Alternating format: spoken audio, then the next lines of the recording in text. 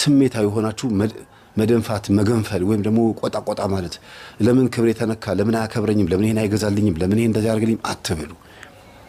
ያልተፈለጋችሁት ለምን እንደሆነ በደንብ ወቁ በቃ ባልሽ አልፈለገሽም አይደል ባልሽ ክብር አይሰጥሽም አይደል ከምንድን ነው የመጣው ይሄ ነገር ከማን ነው ወደ ባልሽ የሄደው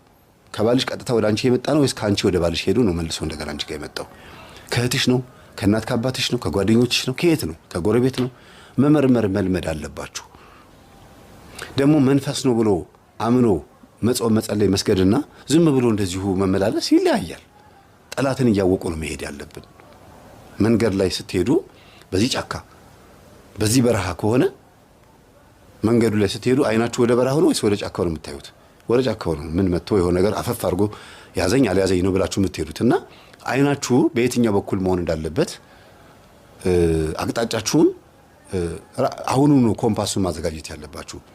ዊንድ ቬን የንፋስ አቅጣጫ መጠቆሚያ ነው አይደለም ሬንጌጅ የዝናብ መጠን መለኪያ ነው አይደል ልክ እንደዛ እናንተ ውስጥም ደግሞ የመከራችሁን የስቃያችሁን የደስታችሁን የሁሉ ነገራችሁን ኮንትሮል እንትን ሬዲዩሰር መቀነሻ መጨመሪያ ማዘጋጀት አለባችሁ ተቆጣጣሩት ጸባያችሁን ከእናት የመጣው ከአባት የመጣው ዛር ከጓደኞቻችሁ ከመንገድ ከሆቴል ከምናምን ከወንድ ከጎረምሶች ከሴቶች የመጣው የቡዳ መንፈስ የገባው እናንተ ውስጥ የገባው ትዳራችሁ ላይ ልጆቻችሁ ላይ ባላችሁ ላይ ተጽዕኖ እንዳይፈጥር ራሳችሁን ኮንትሮል አድርጉና ስገዱ ሴት ቤቷን አየች ሴት ጸለየች ሴት ሰገደች ማለት ትዳሯን አዳነች ማለት ነው ለምን እሷ ላይ ሆን ጡት እሷ ላይ ነው ሀፍረተ ስጋ እሷ ላይ ነው ልጅ የምታሳድገው ማህፀን እሷ ላይ ነው ሁሉ ነገር እሷ ላይ ነው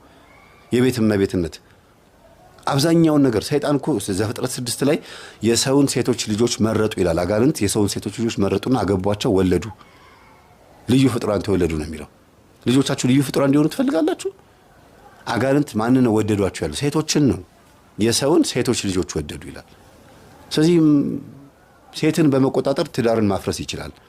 ሴትን በመቆጣጠር ትዳርን መቆጣጠር ይችላል በአንጻሩ ደግሞ የእግዚአብሔር መልአክ መጥቶ አንቺን ሲቆጣጠርሽ በትዳርሽ እንዴት አርጎ እንደሚመራው አስቢው ባልሽ ስራ ሲውል አንቺ ቤት መቤት ኮን ሻማ ብርተሽ ሰላም አውለው ስቲ ቆጣ ሲላ ይዞ ሄደው በቃ ችግር የለውም ራስና አሟል ቅቤ ልቀባ ቅባት ልቀባ ምን ደስተ የሚበላ ምናምን ብሎ ያንን ሰው ብርድ ማድረግ መቼ መሰላችሁ ባላችሁ ትዝ የሚለው እንደዚህ አይነት መልካምነታችሁ ስትጣሉ ብቻ አይደለም እናንተ ስትታመሙ ራቅ ያለ ቦታ ስትሄዱ የሆነ ቦታ ስትሄዱ የእናንተ መልካምነትም ትዝ ይለዋል ሁሉ ጊዜ በጸባ አይደለም ትዝ የሚለው ከዛ ደግሞ ሲቆጣ እናንተ ስታበርዱት ሁሉ ነገር ከበረደ በኋላ ቁጭ ብሎ ስለእናንተ ነው የሚያስበው እኔ እኮ እንደዚህ ብዬ ስመጣ እንደዚህ አበረደችኝ እኔ እኮ በቃ የተባረከች ሚስትን ያገባሁት ይላል እግዚአብሔርን በእናንተ ያመሰግናል ስለዚህ በተቻላችሁ መጠን እናንተ ላይ ፈተናው ስለሚበዛ